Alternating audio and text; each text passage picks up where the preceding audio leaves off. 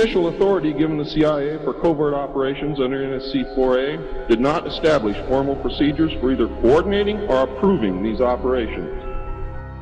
It simply directed the DCI, which is the Director of Central Intelligence, to undertake covert actions and to ensure, through liaison with state and defense, that the resulting operations were consistent with American policy.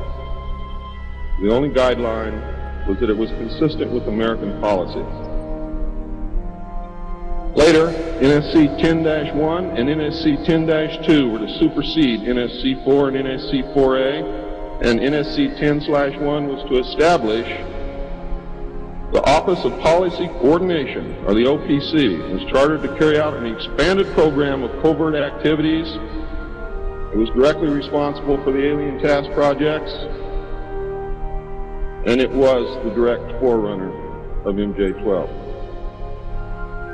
NSC 10-1 and 10-2 validated illegal and extra-legal practices and procedures as being agreeable to the national security leadership. Reaction, of course, was very swift. In the eyes of the intelligence community, no holes were barred. Under NSC 10-1, an executive coordination group was established to review but not approve covert project proposals. Why?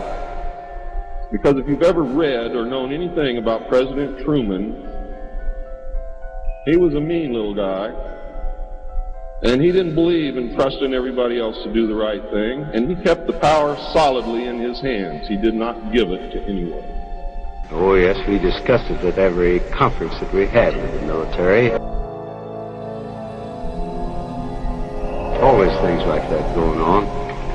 Flying saucers, and we've had other things, you know, if I'm not mistaken.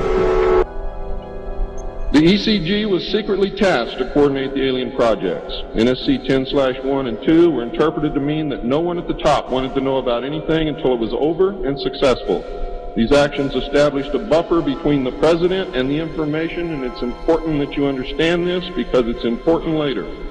It was intended that this buffer serve as a means for the president to deny knowledge if leaks divulge the true state of affairs. That is to prevent the collapse of the government. If the president can stand up and say, I didn't know about it, the government can survive. If the president cannot say that, then you have a very, very dangerous situation indeed. The buffer was used in later years for the purpose of effectively isolating succeeding presidents from any knowledge of the alien presence other than what the secret government and the intelligence community wanted them to know. NSC 10-2 established a study panel which met secretly and was made up of the scientific minds of the day and may very well have included some of those names which are on the fraudulent document known as Majestic 12 of the Eisenhower briefing document, which is in reality a contingency plan to lead you right through the Rose Garden.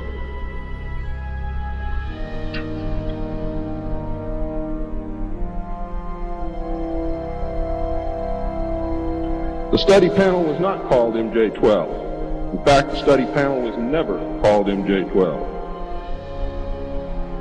Another NSC memo, NSC 10/5, further outlined the duties of the study panel. These NSC memos and secret executive orders set the stage for the creation of MJ12 only 4 years later. Now it gets nasty. Secretary of Defense James Forrestal began to object to the secrecy. He was a very idealistic and religious man who believed that the public should be told. When he began to talk to leaders of the opposition party and leaders of the Congress about the alien problem, he was asked, which is a polite way of saying you're fired, to resign by Truman. He expressed his fears to many people and rightfully believed that he was being watched and that his life was threatened.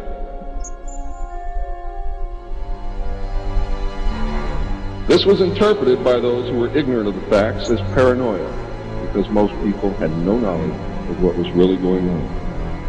Forrestal later was said to have suffered a mental breakdown and was admitted, they say, actually he was committed to Bethesda Naval Hospital, against his will. In fact, it was feared that Forrestal would begin to talk again and he had to be isolated, discredited, and shut up. Sometime in the early morning of May 22, 1949, agents of the CIA tied a sheet around his neck, fastened the other end to a fixture in his room, and threw James Barstow out the window. The sheet tore, and he plummeted to his death, and he became one of the first victims of the cover-up.